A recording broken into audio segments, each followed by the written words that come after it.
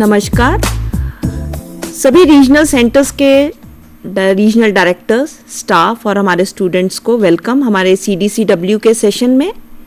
आज हम आपके लिए कवर करेंगे काउंसलिंग का सेशन और BCC वो है बिहेवियर चेंज कम्युनिकेशन की एक्टिविटीज़ को कैसे ऑर्गेनाइज करते हैं, प्लस कुछ सैंपल्स दिखाएंगे हम आपको कि जब आप BCC एक्टिविटीज़ या हेल्थ एजुकेशन एक्टिविटीज़ ऑर्गेनाइज करते हैं तो आप कैसे कुछ मटेरियल अपने आप भी बना सकते हैं। डॉक्टर साहब हमें अब एक्सप्लेन करेंगे कि कम्युनिकेशन प्रोसेस में कौन कौन से स्टेप्स होते हैं, कैसे शुरू की जाती है काउंसलिंग और कैसे ख़त्म की जाती है।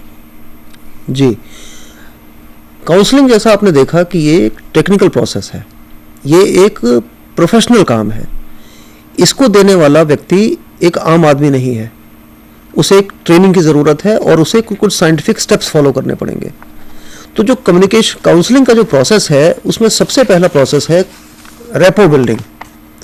रेपो का मतलब है कि आपको एक विश्वास हासिल करना है, काउंसलर और काउंसली के बीच में एक रिलेशनशिप एस्टैब्लिश करनी है। वो रिलेशनशिप जिसके ऊपर वो ब्रिज है जिसके ऊपर आपकी सलाह जाएगी और दूसरा आदमी उसे रिसीव करेगा।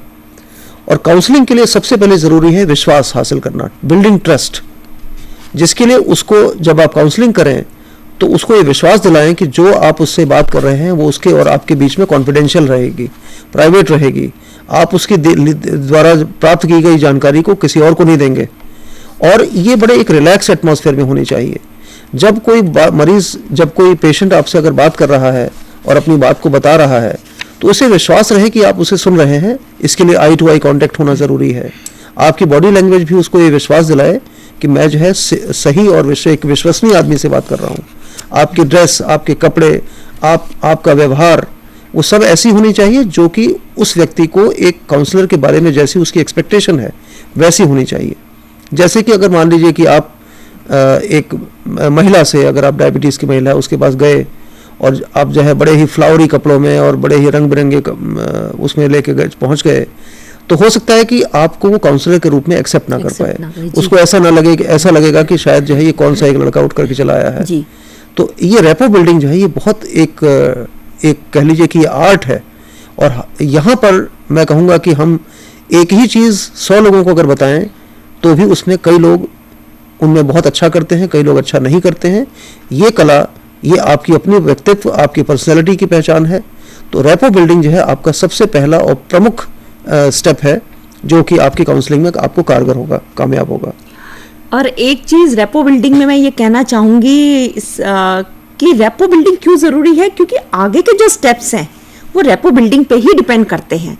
अगर आपकी ये रिलेशनशिप पेशेंट से अच्छा होगा, प्रोफेशनल रिलेशनशिप होगा, तो पेशेंट खुल के आपको अपनी समस्या का बताएगा और समाधान भी आपको ढूंढने में आसानी रहेगी। और अपने रिसोर्सेज बताएगा, फैमिली में उसका कैसा रिलेशन है वो भी बताएगा। मुख्य 5 स्टेप हैं, उनमें से एक तो हमने बता दिया, दूसरा है और दूसरा भी बड़ा प्रमुख एक स्टेप है जिसको हम कहते हैं फाइंडिंग द प्रॉब्लम। यहाँ पे भी काउंसलर की स्किल और उसकी जो इफेक्टिवनेस है वो इस स्टेप से डिसाइड होती है। और यहाँ पर उसको बेसिकली पूछना है, जानकारी लेनी है, और ये जानकारी लेकिन आपको मालूम है एकदम से नहीं आने वाली है जी। तो एक अच्छा काउंसलर हमेशा जब भी अपनी बातचीत शुरू करता है तो पहले जनरल टॉक से शुरू करता है कि और आप आइए, कैसे हैं चाचा, कैसे हैं आप, आने में दिक्कत तो नहीं हुई। एक जनरल टॉक से शुरू होती है जिससे कि एक कम्युनिकेशन चैनल खुल जाती है। मैं मान के चल रहा हूँ कि आपकी रेपो बिल्डिंग ऑलरेडी या तो हो चुकी है, अगर ये पहली मीटिंग नहीं है तो आप रेपो बिल्डिंग कर चुके हैं। उसके बाद आपने क्वेश्चन पूछने शुरू किए और अक्सर शुरुआत आप बड़े छोटे छोटे सिंपल क्वेश्चन से करें। एक बार में एक सवाल पूछें और कभी भी सवाल जो है क्लोज एंडेड सवाल ना पूछें। ऐसा सवाल ना पूछें जिसका आंसर यस या नो में हो कि क्या आपको लगता है कि आप डायबिटीज़ का इलाज आपका ठीक चल रहा है, तो अक्सर आप मालूम है इसका जवाब यस या नो में होगा। इसके बजाय आप उनसे ओपन एंडेड क्वेश्चन पूछें, जैसे कि अपने इलाज के बारे में आपका क्या विचार है, आप अभी डॉक्टर से मिल के आए, आपकी मीटिंग कैसी रही, या डॉक्टर ने क्या कहा, जिसके अंदर मरीज को एक्सप्लेन करने का मौका मिले और अपनी भाषा में अपने विचारों को बता सके। तो ये भी एक आर्ट है कि क्वेश्चंस कैसे फ्रेम करने हैं, क्वेश्चंस को कैसे आपने उनको पुटअप करना है, और उसके बाद एक्टिव लिसनिंग, और पेशेंट को बीच में रोके नहीं, जो वो कहना चाहता है उसकी बात को पूरा सुने, छोटे छोटे नोट्स लेते रहें जिससे उसको लगे कि आप जो है बड़ी गंभीरता से बात को ले रहे हैं। अब जब आप क्वेश्चंस के आंसर लेंगे और नोट्स बनाएंगे, उनकी समरी बनाएंगे, तो आपको पता चल जाएगा कि बेसिकली इस पेशेंट की समस्या ये है, ये इस वजह से मेरे पास आया है। अब उसके बाद बात आएगी कि अब आपको प्लान करना है कि इसके लिए मुझे क्या प्लानिंग करनी है। ये आवश्यक नहीं कि सारी काउंसलिंग एक सेशन में हो जाए। हाँ। आपको मल्टीपल सेशन लेने पड़ सकते हैं पेशेंट की सुविधा के मुताबिक, अपनी सुविधा के मुताबिक कि आपके पास कितना लोड है। बट जब भी आप प्लानिंग की स्टेज पे अगर आ जाते हैं तो कोशिश ये करें कि आप मरीज से आप अपना एक प्लान बना लें कि मेरी नज़रों में ये एक्टिविटी अच्छी रहेगी, और लेकिन ये प्लान मरीज की सुविधा के मुताबिक होना चाहिए कि उसकी कोपिंग स्किल्स क्या है, वो अपनी समस्याओं को कितना झेल सकता है, कितना समय दे सकता है, कितना समय दे सकता है, कितना मोटिवेटेड है या मोटिवेटेड नहीं है, उसके पास क्या रिसोर्सेज हैं, उसके मुताबिक आप एक छोटा सा प्लान अपने मन में बना लेंगे। लेकिन कला यह है कि इस प्लान को जब आप शेयर करें तो वो प्लान जो आपका काउंसलर है उसे ये लगे कि ये प्लान उसने बनाया, मेरा बनाया हुआ है, मेरा काउंसलर ने मुझे मदद की है, बट एक्चुअली ये प्लान मेरा है। उसके बाद अब नेक्स्ट स्टेप आता है इम्प्लीमेंटेशन ऑफ प्लान। अगर काउंसलिंग को लगता है ये प्लान मेरा है तो आप देखेंगे उसको इम्प्लीमेंट करना आसान होगा, क्योंकि उस प्लान को वो अपना मान के चलेगा।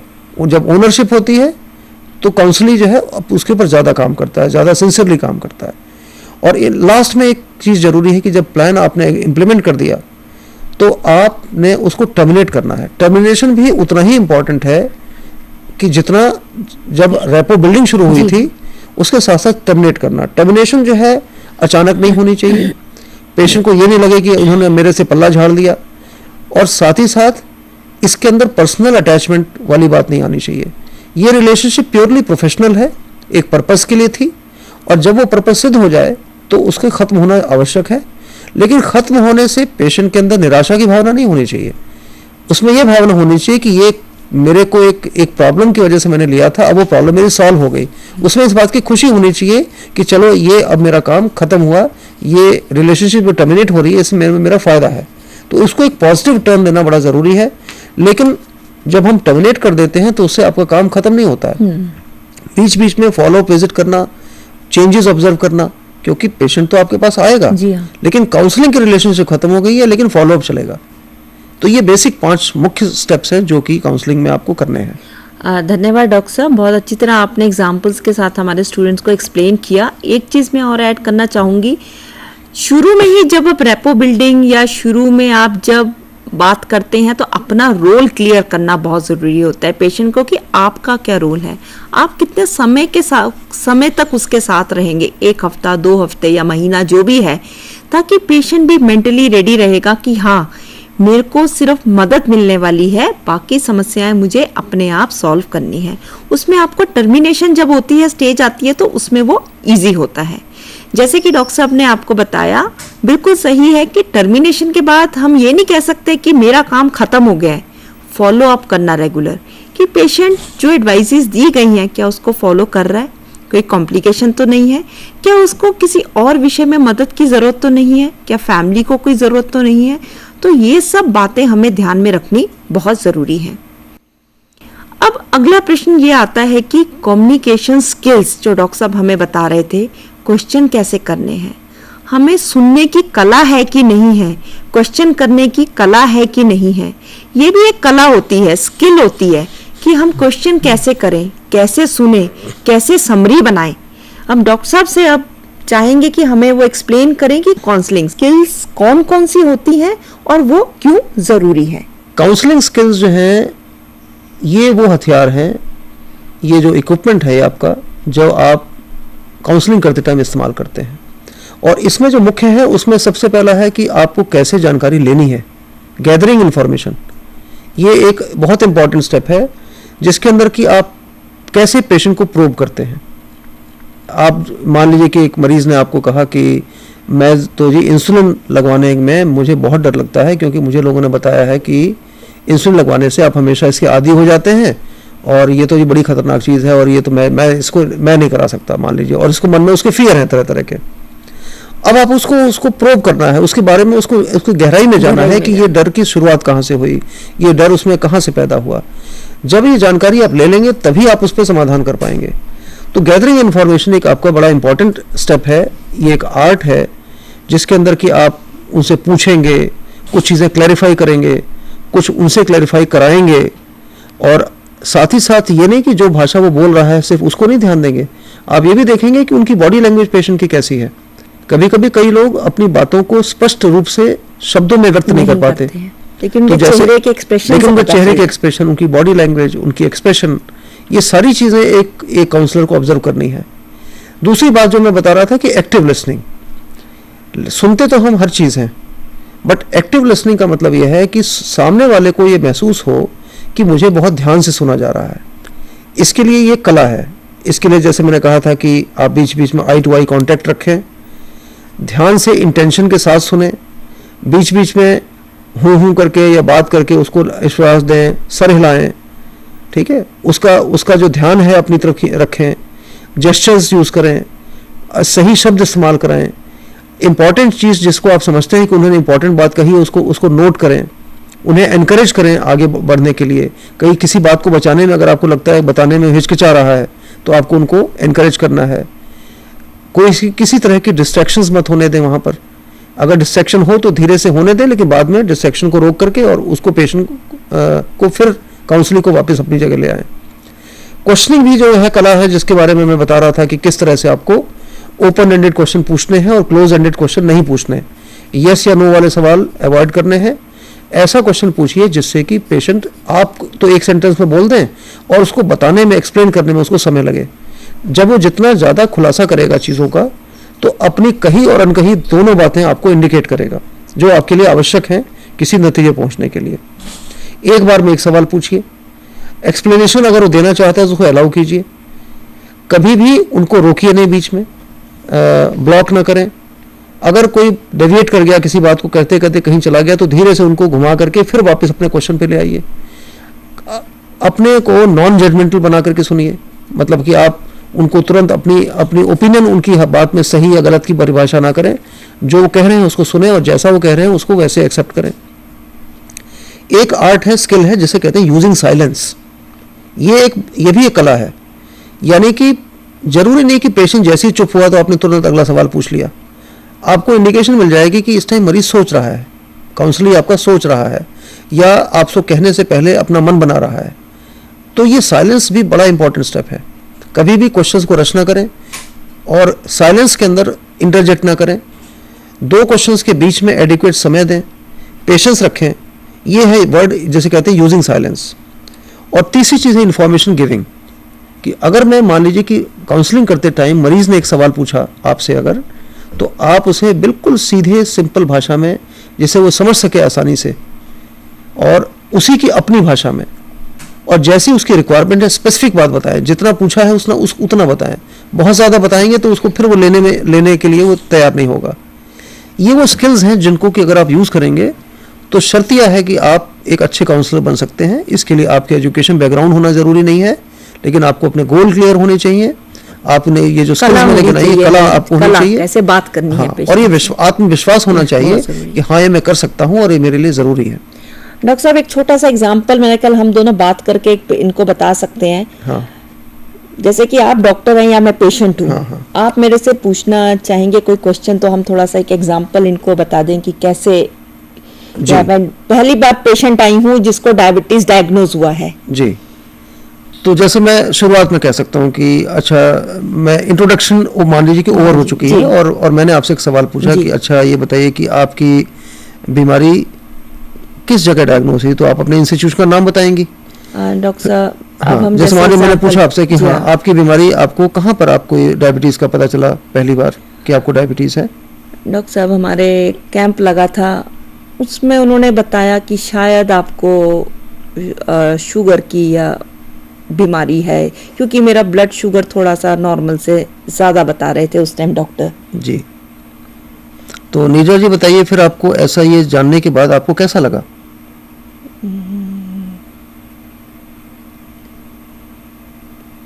जी हाँ, पहली बार जब मुझे पता चला कि मुझे डायबिटीज़ हो सकती है, यकीन नहीं हुआ, क्योंकि हमारे परिवार में किसी को भी डायबिटीज़ नहीं है। तो शायद मन बनाने में कि हाँ मेरे को डायबिटीज़ है, इसीलिए किसी ने मुझे बोला कि राव तुलाराम हॉस्पिटल में चले जाएं, वहाँ पे इलाज अच्छा होता है। तो शायद वही सोच मुझे यहाँ पे ले आई। नहीं, ये बहुत अच्छा किया आपने, और जिसने भी आपको राय दी बहुत अच्छी राय दी।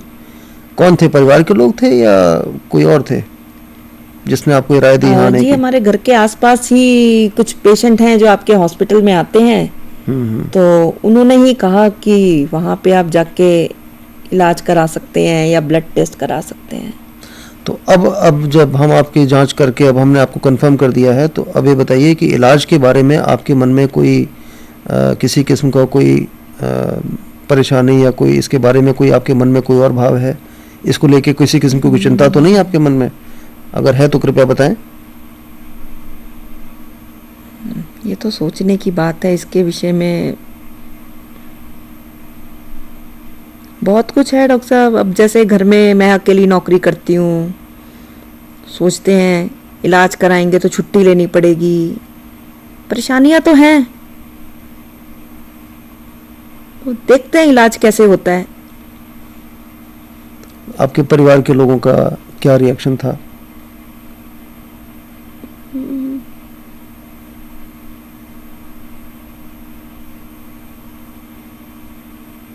तो ये जो जैसा आप लोगों ने देखा जी, कि जब भी मरीज पहली बार काउंसलिंग के लिए आता है या दूसरी बार आता है, तो उसके मन में भी बड़ी सारी संभावनाएं हो रही होती हैं। वो हिचकिचाता है, बोलने में रुकता है, अपनी बातों को व्यक्त नहीं कर पाता है, और ये धीरे धीरे परिवार का रिएक्शन जैसे था, तो अब रिएक्शन के बारे में पेशेंट साइलेंट हो गया।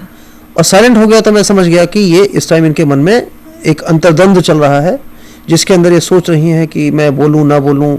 अब मेरे घर के लोग हैं, लेकिन उनकी विचार मुझे लग रहा बदल रहा है मेरे खिलाफ, लेकिन मैं कैसे कहूं, डॉक्टर को बोलूं कि ना बोलूं, ये जो असमंजस है। तो मैं समझ गया कि मैंने इस पॉइंट को नोट कर लिया, और मुझे पता चल गया कि मुझे अगली काउंसलिंग में इन मुद्दों में ज्यादा बात करनी है।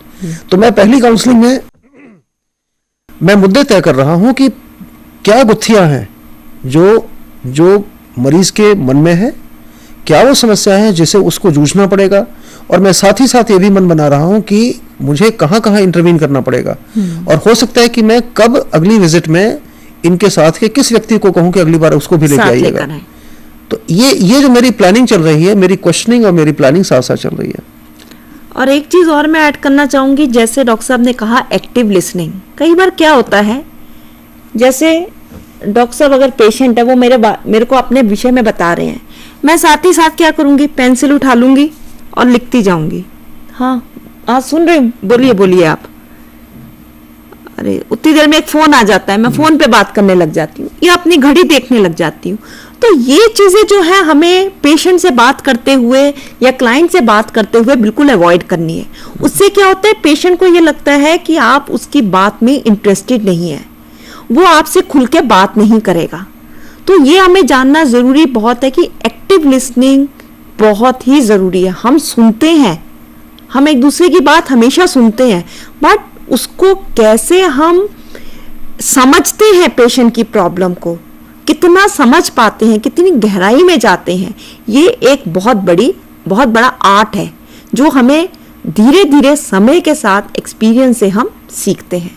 हमारी बॉडी लैंग्वेज, अगर मैं पेशेंट से बात करते हुए आई टू आई कांटेक्ट, जैसे डॉक्टर साहब ने कहा, नहीं रखती हूँ, इधर उधर मेरा ध्यान जाता है, तो पेशेंट समझ जाएगा कि आपको उसके साथ उसकी बात में इंटरेस्ट कम है। या मैं अपने हाथ यूं रख के खड़ी हो जाती हूँ, तो आपकी बॉडी लैंग्वेज, आप कैसे बैठे हैं, कैसे उसके साथ सुन रहे हैं, आपके हाथ कहाँ हैं, तो ये सब हमारी बॉडी लैंग्वेज जो नॉन वर्बल कम्युनिकेशन होता है, इसको भी ध्यान में रखना बहुत जरूरी है। सबसे पहली चीज जो मैंने कहा कि जेन्युइननेस, सिंसियरिटी एंड ऑनेस्टी, ये एक अच्छे काउंसलर का ये प्री रिक्विजिट है। अगर आपने अपनी जेन्युइननेस या सिंसियरिटी सिर्फ दिखाई नहीं, ये आपके अंदर होनी जरूरी है। गुड लिसनिंग के बारे में बता चुका हूँ। जी हाँ। Positive regard and sensitivity, empathy. अब सिंपैथी नहीं, मैं ये कहूँ कि अरे मुझे बड़ा दुख हुआ जान के कि आपको डायबिटीज़ होगा कि नहीं। एम्पैथाइज कीजिए कि जैसे आपको अगर डायबिटीज़ आपको हो जाती है और आप कैसा महसूस करते हैं, तो वो चीज़ जो है उसको हम कहते हैं एम्पैथाइज करना। पेशेंट की जगह अपने आप को रख के महसूस करना, उसको महसूस करना। जो मेरा क्लाइंट कह रहा है, जो मेरा काउंसलर कह रहा है, उस पे विश्वास करना, बिलीव करना, उसकी बात को काटना नहीं, नॉन जजमेंटल होकर के बात करना, मतलब उसके ऊपर कोई लेबल नहीं लगाना उसकी बात पर सही है गलत का, कॉन्फिडेंशियलिटी मेंटेन करना, शब्द से काम लेना, मतलब कि वो अगर कह रहा है, अगर बात को ज़्यादा कहना चाहता है तो मुझे सुनना चाहिए।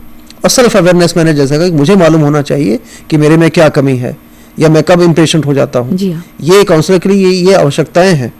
और कब कब ऐसा नहीं होता है, आप लोगों में सब लोग कभी कभी सरकारी अस्पतालों में गए होंगे, बाहर लाइन लगी हुई है, डॉक्टर के ऊपर चारों तरफ मरीज घिरे पड़े हैं, और ऐसे में हर आदमी अपनी अपनी बात कहना चाहता है और डॉक्टर के पास समय नहीं होता। और ऐसे में आप देखेंगे कि डॉक्टर वो बहुत कुछ कर रहा होता है कि जो उसको नहीं करना चाहिए, है ना। लेकिन ओपीडी का माहौल, आउट पेशेंट डिपार्टमेंट का माहौल काउंसलिंग का माहौल नहीं है, नहीं होता। काउंसलिंग के लिए याद रहे कि जब वो डॉक्टर काउंसलिंग के रूम में बैठेगा तब उसको हर हालत में ये सब बातों का ध्यान अकेले, जी हाँ, सब बातों का ध्यान, उसे वन टॉक करनी पड़ेगी, बाहर लोगों को बताना पड़ेगा कि जब तक मैं कहूँ नहीं तब तक कोई अंदर नहीं आने पाएगा, ठीक है, अंदर बार बार दरवाजा नहीं खुलेगा, फोन मेरा बंद हो जाएगा। तो सारी बातें जो मैंने बताई हैं, जैसे ही एक डॉक्टर काउंसलर का रूप लेगा तो वो अपनी बातों में परिवर्तन कर लेगा। क्योंकि जैसे डॉक्टर साहब ने कहा, ओपीडी में क्या होता है, एक हाथ से डॉक्टर लिख रहे होते हैं, सुन भी रहे होते हैं, कभी दूसरे पेशेंट की भी बात सुन रहे हैं, दूसरी तरफ कह रहे होते हैं दूसरे पेशेंट को शोर नहीं करिए। तो उसमें क्या होता है कि जो एक काउंसलर का रोल होता है वो छुप जाता है जी। वो करना चाहते हुए भी कर नहीं सकते हैं क्योंकि वहां का माहौल ऐसा होता है। इसीलिए जब काउंसलिंग होती है तो उसमें प्राइवेसी मेंटेन करना, यानी कि प्राइवेसी का मतलब है अलग कमरे में काउंसलिंग करना, जहां पेशेंट रिलैक्स होके बैठे, उसको लगे कि नहीं मेरे को अच्छा माहौल मिला है, दोनों आमने सामने बैठे होते हैं, समय की पाबंदी नहीं होती है और पेशेंट खुल के अपने मन की बात धीरे धीरे कह सकता है। एक शॉर्ट में हम ये कह सकते हैं कि ये सब चीजों का हमें ध्यान रखना बहुत जरूरी है। एक बार हाईलाइट कर देते हैं कि इश्यूज क्या क्या कवर करने चाहिए और डायबिटीज के बारे में मिथ्स क्या होते हैं पेशेंट्स के। सबसे पहली चीज है कि जब पेशेंट का डायग्नोसिस होता है, काउंसलिंग एक तो डायग्नोसिस के समय लगती है आपको, दूसरी चीज की काउंसलिंग की जरूरत पड़ती है डे टू डे मैनेजमेंट के अंदर, कि मेरे मरीज को दवा दे दी गई बट वो मरीज दवा खाने में हिचकिचा रहा है, दवा के बारे में उसको भ्रांतियां हैं। लाइफस्टाइल मॉडिफिकेशन कहना बहुत आसान है, सलाह देना बहुत आसान है, लेकिन जो आदमी जिसको करने लगता है तब उसको कई तरह की समस्याएं आती हैं, वहां पर वो काउंसलिंग की आपसे दरकार करेगा। कंप्लायंस की समस्याएं कि कंप्लायंस कितनी इंपॉर्टेंट है, जैसे कि एक आदमी रोज दवा खा रहा है, कहता है मैं एक दिन दवा छोड़ दी तो क्या फर्क पड़ता है, या उसके मन में भावना आती है कि मैं अब तो मेरी शुगर ठीक चल रही है, ऐसा करता हूँ जरा 3 दिन बंद करके देखता हूँ। ये सारी चीजें उसके मन में हैं।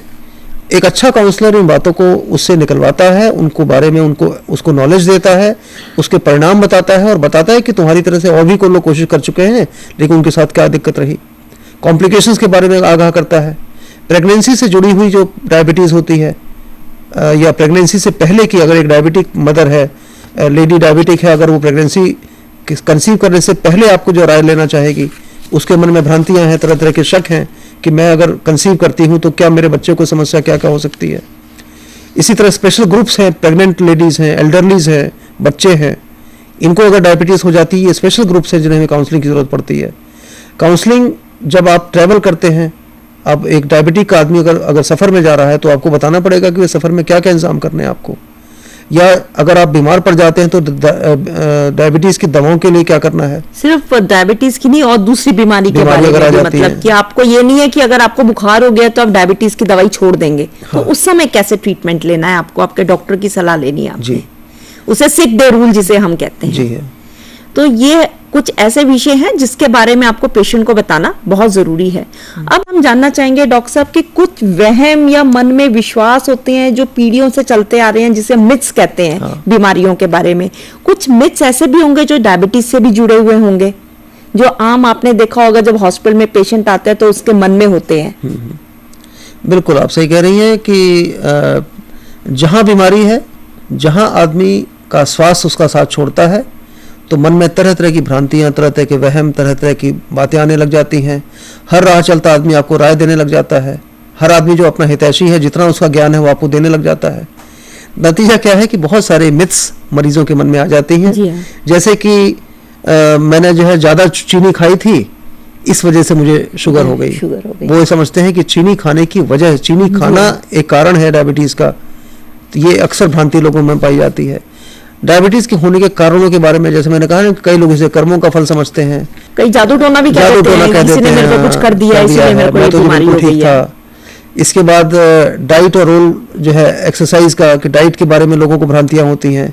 कई लोग कहते हैं कि सब कुछ खाओ, लेकिन अगर आप जामुन की गुठली घिस करके खाते रहो, तो मिठाई खाते रहो और जामुन की गुठली खाते रहो तो सब ठीक रहेगा, या केले या मिठाई खाने के बाद करेले का जूस पी लो। अब ये भ्रांतियां हैं, लेकिन इन्हें हमें चैलेंज नहीं करना है, जजमेंटल नहीं होना है, उनके विश्वास को नहीं तोड़ना है, उनका मजाक नहीं उड़ाना है, लेकिन उनको धीरे से उनको सच्चाई बतानी है। या जैसे कि अगर मैं नंगे पैर चलूंगा घास के ऊपर तो मेरा ब्लड प्रेशर कम हो जाएगा।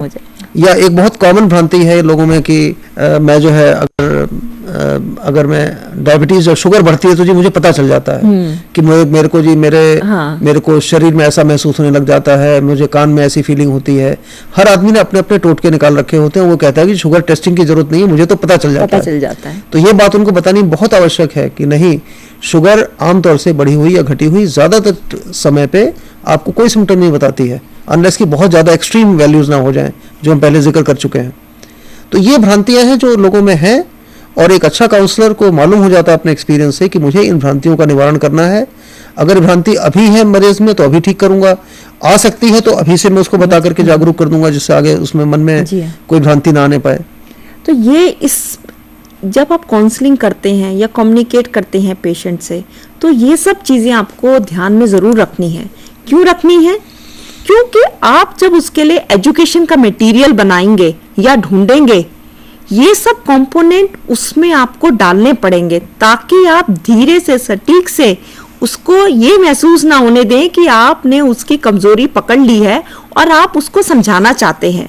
आप जब अपना कम्युनिकेशन मटेरियल बनाएंगे, आप हो सकता है कोई मैसेज दें उसके बारे में, या उसको कोई फिल्म दिखाएंगे, या कोई रोल प्ले करके दिखाएंगे, ताकि पेशेंट को अपने आप ये महसूस हो, हाँ यहाँ मैं गलत था, यहाँ मेरी सोच गलत थी, मुझे ये करना चाहिए।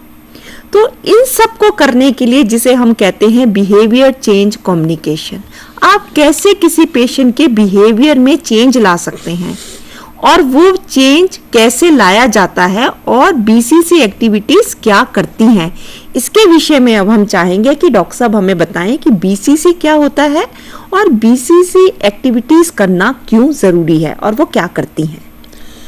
देखिए, बीसीसी यानी कि बिहेवियर चेंज कम्युनिकेशन, ये एक बहुत इम्पॉर्टेंट स्टेप है डायबिटीज़ की मैनेजमेंट के अंदर। और एक्चुअली इसका मतलब यह है कि वो सारी एक्टिविटीज़ जिसके अंदर कि हम लोगों के या इंडिविजुअल के या कम्युनिटी के बिहेवियर में जो परिवर्तन करते हैं, बिहेवियर होता है कि किसी भी परिस्थिति में लोगों का जो रिएक्शन होता है वो उनका बिहेवियर कहलाता है। उसमें बदलाव करने की जो प्रक्रिया है वो कम्युनिकेशन का हिस्सा है, जिसके जरिए मैं लोगों के बिहेवियर में परिवर्तन करूं या कम्युनिटी के अंदर एज ए होल परिवर्तन करूं, ये बिहेवियर चेंज कम्युनिकेशन है। और इसके लिए आवश्यक है कि लोगों को सही जानकारी दी जाए, जानकारी देने के साथ वो जानकारी दी जाए जिसको कि वो चाहते हैं जी। और ये एक इंटरैक्टिव प्रोसेस है, यानी कि मैं सोचूं कि मैं ही सब कुछ करता रहूं और लोगों को इग्नोर करूं, नहीं। बिहेवियर चेंज कम्युनिकेशन में ये 2 वे प्रोसेस है। जो हमने कहा था ना कि कम्युनिकेशन के जो मैंने प्रिंसिपल बताए थे, वो ध्यान में रखने पड़ेंगे आपको। और ये जो है बिहेवियर चेंज कम्युनिकेशन का एसेंस है। और ये करती क्या है? पहली चीज कि बिहेवियर चेंज कम्युनिकेशन लोगों का ज्ञान बढ़ाती है उस विषय में जिसके बारे में वो जानना चाहते हैं। दूसरी चीज कि ये एक कम्युनिटी डिस्कशन को प्रमोट करती है। लोग आपस में चर्चा करते हैं, बातचीत करते हैं, क्योंकि ये पाया गया है कि बहुत सारे परिवर्तन लोगों में चेंज एक दूसरे से बात करके आते हैं। काउंसलर और काउंसलिंग की रिलेशनशिप 1-1 रिलेशनशिप थी, बट बिहेवियर चेंज कम्युनिकेशन में हेल्थ सिस्टम लोगों के बिहेवियर को मॉडिफाई करने की के लिए जो मेथड यूज करता है वो उसका पार्ट बनते हैं। तीसरा कि एटीट्यूडनल चेंजेस, कि लोग अपने इलाज और बीमारी के प्रति जो अपना उनका एटीट्यूड है, विचार हैं, जो विचार हैं, उनको बदलें। लाइफस्टाइल मैनेजमेंट के बारे में उनकी सोच जो है वो कैसी है। हो सकता है कि जो लाइफस्टाइल मैनेजमेंट हम बता रहे हैं वो उनको एक्सेप्टेबल नहीं है किसी कारण से, तो हमें उनको अल्टरनेटिव देने पड़ेंगे। लोगों के ऊपर कम्युनिकेशन से परिवार पर और इन लोगों पर, मरीजों के ऊपर, उनके ऊपर स्ट्रेस भी कम होती है। इससे एक डिमांड क्रिएट होती है जिसमें लोग इन्फॉर्मेशन और सर्विस मांगते हैं। अगर वो लोग जागरूक हैं तो अच्छी सर्विस की डिमांड करेंगे, और जब डिमांड अच्छी होगी तो सर्विसेज भी इंप्रूव करेंगी। इसके अलावा प्रिवेंशन, बीमारी का बचाव, कॉम्प्लिकेशंस का बचाव, और इससे जुड़ी हुई ऐसी स्किल्स जो मरीज को इंडिपेंडेंट बना दें, जिससे कि उसकी डिपेंडेंस सिस्टम के ऊपर कम हो जाए। घर बैठे बैठे वो अपनी जांच कर सके, घर बैठे बैठे वो अपना इंसुलिन दे सके, घर बैठे बैठे अपनी कॉम्प्लिकेशंस को पहचान सके। जितना ज़्यादा वो आत्मनिर्भर होगा उतना ज़्यादा हमारी ट्रीटमेंट कामयाब होगी। तो डॉक्टर साहब, इस बीसीसी एक्टिविटीज़ को करने के लिए क्या कुछ मटेरियल अवेलेबल होता है, या हमारे स्टूडेंट्स जो हैं एज ए हेल्थ वर्कर कुछ बना सकते हैं, या मैसेजेस, मटेरियल और मैसेजेस के विषय में आप थोड़ा ब्रीफ में बताएंगे हमारे स्टूडेंट्स को, ताकि उनको ये कॉन्सेप्ट क्लियर हो जाए कि मटेरियल बना बनाया मिलता है या वो बना भी सकते हैं। जैसा मैंने कहा, अभी तक मैंने आपको बिहेवियर चेंज कम्युनिकेशन क्यों इम्पोर्टेंट है, क्या करती है, कैसे करती है, ये तो बताया मैंने। बट इसके जो टूल्स हैं, इसको कैसे किया जा सकता है। सबसे पहले तो आप कौन सा मेथड यूज करेंगे और क्या मैसेज यूज करेंगे, उसको चूज करना है आपने। क्योंकि डायबिटीज अपने आप में बहुत बड़ा विषय है, लेकिन आप समाज को अगर बहुत ज्यादा जानकारी एक साथ दे देंगे तो कुछ भी नहीं ले पाएंगे। तो सबसे पहले चुनिए कि सबसे ज्यादा जो ज्वलंत मुद्दा है, जो सबसे पहले बताया जाना जरूरी है, जिसको लोग ध्यान से सुनेंगे, उसको चुनिए। तो उसके लिए आप ये क्वेश्चन अपने मन में पूछिए कि किसका बिहेवियर मुझे बदलना है। ठीक है, उनकी करंट प्रैक्टिसेस या नॉलेज क्या है, आज की डेट में उनके पास स्किल्स क्या हैं, और किस प्रकार से मैं, सबसे बढ़िया तरीका क्या होगा कि मैं उनके बिहेवियर को बदल सकूं। ठीक है, उनके बैरियर्स क्या हैं, उस सोसाइटी या उस समाज का जिसका वो हिस्सा है, उसकी स्ट्रेंथ्स क्या हैं, उसकी कमजोरियां क्या हैं, और क्या क्या फैक्टर्स उसको इन्फ्लुएंस कर सकते हैं। उनमें कौन आदमी मोटिवेटेड हो सकता है कि मैं इतना एक्सेप्टेबल अगर नहीं भी हूं एज ए काउंसलर, तो मुझे जानना पड़ेगा कि वो किस व्यक्ति की बात सुनते हैं। जो ओपिनियन मेकर्स हैं, मुझे उनको पहचानना पड़ेगा, उन ओपिनियन मेकर्स के जरिए मैं उनको कम्युनिकेट कर सकता हूँ। और इसके बाद ये जो आंसर्स हैं, जब इनके आंसर्स में ढूंढूंगा तो ये मुझे ऑब्जर्वेशन से मिलेंगे, लो फोकस डिस्कशन से मिलेंगे, विजिट से मिलेंगे, मैं जगह जगह जाऊंगा, वहां मुझे पता चलेगा। तो ये चीज़ें जो हैं हमारे लिए ज़रूरी हैं। और क्या क्या मटेरियल्स चाहिए मुझे, इसमें दो तरह के हमारे ग्रुप्स हैं। स्मॉल मीडिया, जिसके अंदर आते हैं पॉम्फलेट्स हैं, पोस्टर्स हैं, चार्ट्स हैं, ऑडियो विजुअल टेप्स हैं, इसके ज़रिए हम एक साथ बहुत लोगों तक पहुंच सकते हैं। फिल्म्स हैं, न्यूज़पेपर्स हैं, थिएटर्स हैं, रोल प्लेइंग या फोक मीडिया है, जैसे नुक्कड़ नाटक होते हैं। ये सारे मेथड्स हैं जिनके ज़रिए हम लोगों तक संदेश पहुंचाते हैं उस तरीके से जो सबसे ज़्यादा इफेक्टिव होता है। हम इसके एग्जाम्पल्स अभी अपने स्टूडेंट्स को दिखाएंगे। उससे पहले मैं एक क्वेश्चन और पूछना चाहूँगी। कुछ ऐसे पॉइंट्स हैं जो हमारे स्टूडेंट्स को अपने ध्यान रखने चाहिए ये सब मटेरियल बनाते हुए या यूज़ करते हुए? कुछ ऐसे इम्पोर्टेंट पॉइंट्स भी होंगे कुछ? हाँ, बिल्कुल। वो थोड़ा सा हाईलाइट कर देंगे डॉक्टर साहब, ताकि वो इनको यूज़ करते हुए या बनाते हुए अपने मन में रखें। हाँ, देखिए, पहली तो चीज़ है कि आपको ध्यान रखना है कि लोग अपनी जानकारी लेते कैसे हैं, सीखते कैसे हैं, किस समाज में लोग कितने पढ़े लिखे हैं। मैं अगर एक गांव में हूं जहां ज़्यादातर लोग अनपढ़ हैं, तो मुझे मालूम है कि मैं उनको रिटन मटेरियल दिखा करके मुझे फ़ायदा नहीं होगा। ठीक है, मैं उनको डायग्राम या मूवीज़ या पिक्चर्स बता करके और दिखा करके उनसे चर्चा करके बात कर सकता हूँ। तो मतलब कि किस तरह से लोग लर्न करते हैं, उस कम्युनिटी के लोग, ये मेरे लिए जानना ज़रूरी है। दूसरा कि मेरे को एक पॉजिटिव थीम देनी पड़ेगी जिसमें कोई स्टिग्मा या ब्लेम ना हो। किसी भी मैसेज में नेगेटिविटी नहीं होनी चाहिए। पॉजिटिव मैसेज देंगे, वो लोग उसको एक्सेप्ट करेंगे। मैसेज जो है उसको देते टाइम मुझे वहाँ के ट्रेडिशंस, वहाँ के कल्चर, वहाँ के वैल्यूज़ जो हैं, वो लोग वहाँ क्या चीज़ को अच्छा और गलत समझते हैं, वो मुझे देना पड़ेगा। अगर मैं कोई मूवी दिखा रहा हूँ या कोई मैसेज दे रहा हूँ, तो मैं चाहूँगा कि जिस कैरेक्टर को मैं वहाँ दिखा रहा हूँ उससे वो लोग रिलेट कर सकें। अब जैसे मैं गांव के अंदर अगर मान लीजिए कि एक मूवी दिखा रहा हूँ या एक वीडियो दिखा रहा हूँ जिसके अंदर की कैरेक्टर सारे के सारे विदेश के हैं, तो ऑब्वियसली उसका मैसेज ठीक नहीं जाएगा। कन्फ्लिक्ट ना हो, लोगों की जो एस्टैब्लिश्ड नॉर्म्स हैं, मेरा जो मैसेज है वो किसी और मैसेज से कन्फ्लिक्ट ना करे, व्यक्ति विशेष से कन्फ्लिक्ट ना करे, वहाँ की जो इथॉस हैं, वो जो उनकी वैल्यूज़ हैं उनसे कन्फ्लिक्ट ना करे। और मैसेज जो है बड़ा सिंपल होना चाहिए, अच्छा होना चाहिए, अट्रैक्टिव होना चाहिए, रेलेवेंट होना चाहिए और एक प्रॉपर भाषा में होना चाहिए। और मैसेज जो है अगर किसी प्रोडक्ट के बारे में बता रहा है तो उसकी पूरी जानकारी दी जानी चाहिए। ये चीज़ें अगर आप ध्यान रखते हैं तो उम्मीद है कि आपको जो है सारी की सारी चीज़ आपको तरीके से आपको दिख जाएंगी। डॉक्टर साहब, अब आगे बढ़ने से पहले हम कुछ सैंपल्स अपने स्टूडेंट्स को दिखा सकते हैं कि पैम्फलेट कैसा होता है या हैंडबिल कैसा होता है, पोस्टर कैसे होते हैं, ताकि उनको जब वो अपना बनाएं, क्योंकि ये मटेरियल कुछ तो रेडीमेड भी मिल जाते हैं, उनको हॉस्पिटल में मिल जाएंगे या ministry of health and family welfare में या ट्रेनिंग सेंटर्स में मिल जाते हैं। जैसे कि आजकल हमारे राष्ट्रीय कार्यक्रम है, उनके अंडर हर डिजीज के कार्यक्रम है, हर एसोसिएशन ने अपने पैम्फलेट्स और मटेरियल बनाया होता है। बट कुछ मटेरियल स्टूडेंट्स अपने आप भी बना सकते हैं। जैसे कि आप ये देखेंगे कि एक ये डायबिटीज पे पैम्फलेट है। ये पैम्फलेट क्या होता है कि इसको आप एक पेपर लेके, इसमें आप देखेंगे 3 फोल्ड हैं, 3 फोल्ड के अंदर इसको ऐसे फोल्ड किया गया है। उसमें मैसेज आपका सबसे पहले आगे आपका आ जाता है कि किसके विषय में है। आप देखेंगे कि इस पे लिखा हुआ है डायबिटीज से बचाव और उसकी रोकथाम। नीचे फोटोग्राफ दी हुई है, कहां से ये किसने बनाया है। उसके बाद आप अंदर आते हैं, आप देखेंगे पूरे डायबिटीज के विषय में उसको एक्सप्लेन किया गया है। सिर्फ इस साइड नहीं, पीछे की तरफ भी आप देखेंगे पूरी 6 साइड्स इसकी बनती हैं। 6 साइड्स में पूरा मैसेज दिया गया है डायबिटीज के बारे में और उसकी रोकथाम के बारे में। इसको आप अपने आप भी बना सकते हैं, कोई भी चार्ट पेपर या शीट लेकर भी। दूसरा एक और होता है जिसे हम हैंडबिल कहते हैं।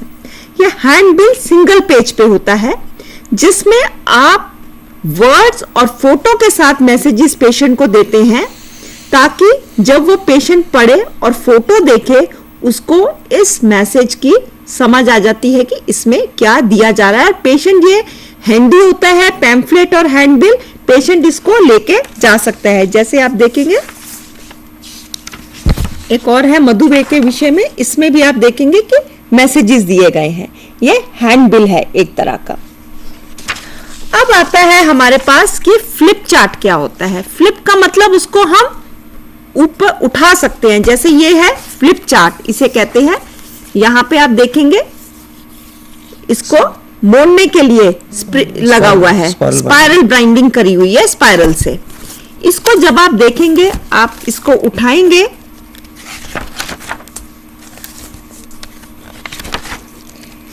आपका जब पेशेंट को बता रहे हैं उसके सामने फोटोग्राफ होती है। आपको जो उसको बताना है वो आपकी तरफ होता है, ताकि आपको जो मैसेज देना है आप पढ़ के और इस फोटो के जरिए पेशेंट को बता देते हैं। जैसे एक आपने एक्सप्लेन किया, अब इसको फ्लिप कर सकते हैं। जैसे हमारा कैलेंडर होता है, उसी वे में इसको आप धीरे धीरे, हम हर महीने कैलेंडर मोड़ते हैं, ऐसे ही हम जब पेशेंट को बताते हैं तो पेशेंट के फोटोग्राफ्स के साथ, ये उन पेशेंट्स के लिए है जिनसे आप ज्यादा पढ़ नहीं पाते हैं हिंदी। अगर आपका पेशेंट पढ़ सकता है तो आप दोनों तरफ से फोटो के साथ साथ आप उसको दूसरी साइड भी दिखा सकते हैं, जहां पे पेशेंट अपने आप पढ़ भी सकता है। इसे हम एक तरह का फ्लिप चार्ट कहते हैं। हम आपको एक फ्लिप चार्ट दिखाते हैं जो हमारे अपने ही CDCW के स्टूडेंट ने अपने लिए बनाया था पेशेंट्स के लिए। आप ये देखेंगे कि उन्होंने फ्लिप चार्ट के फोटोज के जरिए और कुछ मैसेजेस दिए हुए हैं, जिसके जरिए वो आपको पेशेंट्स को वो समझाना चाह रहे हैं कि डायबिटीज के विषय में, अलग अलग विषय के बारे में उन्होंने हर पेज पे कुछ ना कुछ मैसेज छोड़ा हुआ है पेशेंट के लिए। तो आप कोई भी मटेरियल यूज कर सकते हैं अपने लिए। आप ये देखिए, ये है कुछ एग्जांपल्स हैं जो हम आपको दिखाना चाहते थे। ये आप अपने आप भी बना सकते हैं, कहीं से फोटो लेके या उसके मैसेजेस करके आप ले सकते हैं। अब एक चार्ट दिखाते हैं हम आपको, जो आप ये देखेंगे, ये चार्ट जो है पीछे आप स्टिक करने के लिए इसके पीछे लगा हुआ है। इसको आप निकाल के कहीं भी दीवार पे या चार्ट पे लगा सकते हैं दोनों तरफ। अगर आप आगे का हिस्सा देखेंगे इस चार्ट का, तो ये देखिए एक कहानी के जरिए, फोटोज के साथ एक कहानी के जरिए पूरा पोस्टर बनाया गया है और इस विषय में बताया गया है कि क्या क्या करना चाहिए एक पेशेंट को। आप अपने अनुभव से, अपने तरीके से किसी भी तरह की चीजें बना सकते हैं। एक और चीज मैं आपको दिखाना चाहूंगी, ये है एक गेम बनाया हुआ जिसमें आप सांप सीढ़ी आप सबने खेली होगी। बचपन में हम सब सांप सीढ़ी खेलते थे। सांप सीढ़ी के जरिए हम एजुकेशनल गेम्स बना सकते हैं बच्चों के लिए, पेशेंट्स के लिए, जो वो सांप सीढ़ी की तरह खेल सकते हैं और हर स्टेप पे जब वो सीढ़ी चढ़ेंगे या सांप काटेगा, पॉजिटिव और नेगेटिव मैसेजेस दिए जाते हैं और वो पेशेंट उसको पढ़ेगा और समझेगा। अब मैं डॉक्टर साहब से एक गुजारिश करूंगी कि मेरी एक मदद करें एक पोस्टर दिखाने के लिए। ये एक हमारे स्टूडेंट ने पोस्टर बनाया है डायबिटीज के विषय में। आप देखेंगे कि मधुमेह से ग्रस्त व्यक्तियों की पैरों की देखभाल, किस तरह से पैरों की देखभाल एक मरीज कर सकता है, उसके बारे में बताया गया है कि पेशेंट को कैसे पैर धोने हैं, कैसे उसको साफ करना है, क्या क्या नहीं करना है। ये आपको जरूरी नहीं है कि रेडीमेड पोस्टर आप लाएं, आप अपने आप, अगर आपको ड्राइंग करने की या लिखने की लिखाई आपकी अच्छी है तो आप अपने आप भी बना सकते हैं।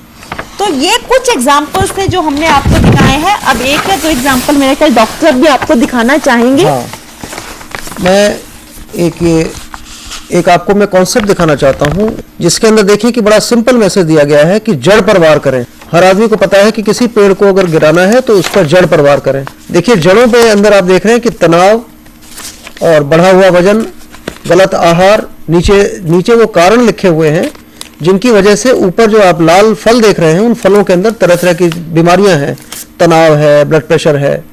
तो एक बड़े सिंपल, एक क्रिएटिव तरीके से जो भी इसका क्रिएटर है, आर्टिस्ट है, उसने इसे क्रिएट किया है। और अक्सर ये देखा गया है कि बच्चों को या कॉलेज के स्टूडेंट्स को जब जब मौका दिया जाता है पोस्टर कंपटीशन करने का, या उन्हें चित्रकला की प्रतियोगिता दी जाती है जहां उनको थीम दी जाती है, या उनको अगर उनको कहा जाता है कि आप इसके बारे में लिखिए, तो बहुत क्रिएटिव आइडियाज जो है बच्चे बिल्कुल ओरिजिनल आइडियाज अपने तरीके से देते हैं और उससे अवेयरनेस आती है और उन पोस्टर्स को आप यूज कर सकते हैं। तो हम लोग अपने अस्पतालों में कभी कभी ऐसे आयोजन करते हैं इन चीजों को। तो ये हेल्थ सेंटर में भी कर सकते हैं। जी हाँ। एक एग्जांपल और दिखाएंगे आपको। ये देखिए, जैसे ये भी एक तरह के, इसमें कई पॉम्फलेट्स एक साथ दिए गए हैं। ठीक है, ये नेशनल रूरल हेल्थ मिशन के फ्रीक्वेंटली आस्क्ड क्वेश्चंस हैं। तो आप भी देख रहे हैं कि बना सकते हैं। जिसके अंदर आप देखिए कि एक एक लीफलेट अपने आप में एक एक पॉम्फलेट है, एक एक क्वेश्चन, एक एक जानकारी इसके अंदर शामिल है। तो ये मरीजों को देने से फायदा क्या होता है, वो एज ए रेफरेंस, कई बार उसने कई बातें पूछी लेकिन भूल गया, अगर हम उसको मटेरियल देते हैं जिसे घर ले जा सके और जाकर के रेफर कर सके, तो आपके द्वारा दी गई जानकारी का स्रोत उसके पास पहुंच गया। ऐसा स्रोत ऐसा है जो न सिर्फ अपने लिए इस्तेमाल करेगा, आगे भी इस्तेमाल करेगा। तो इस तरह से आपने देखा एक बुकलेट भी है जिसमें प्रश्न दिए गए हैं, आप ऐसे भी बना सकते हैं। तो ये कुछ एग्जाम्पल थे जो हम आपको दिखाना चाहते थे। आप ये मत समझिए कि आपको कुछ पैसे खर्च करके ही पेशेंट के लिए खरीद के लाना है। आप अपने आप बना सकते हैं, नहीं तो कम्युनिटी में जाके कोई कंपटीशन रख सकते हैं। जैसे डॉक्टर साहब ने बताया, वहां के बच्चे जो हैं स्कूल या कॉलेज जाते हैं वो आपके लिए बना सकते हैं। आप छोटे छोटे प्राइज रख सकते हैं उनके लिए, ताकि उनको प्रोत्साहन मिले कि हाँ हमने बनाया है और हमें, हमारी कम्युनिटी को ही इसका फायदा होगा। सबसे पहले मैं डॉक्टर साहब का शुक्रिया अदा करती हूँ कि हमें आपने बहुत ही महत्वपूर्ण बातें बताई, जो बहुत ही इंपॉर्टेंट टॉपिक था हमारा, कम्युनिकेशन, काउंसलिंग और बीसीसी एक्टिविटीज के बारे में। मैं आशा करती हूँ कि हमारे स्टूडेंट्स इन सब बातों को ध्यान रखेंगे, क्योंकि आपका कम्युनिकेशन, काउंसलिंग और बीसीसी एक्टिविटी में सबसे महत्वपूर्ण आप रोल प्ले कर सकते हैं। और यही चीजें हैं जो आपको डायबिटिक पेशेंट के करीब लाएंगी, उनको ट्रीटमेंट पूरा करने में उनकी मदद करेंगी। धन्यवाद।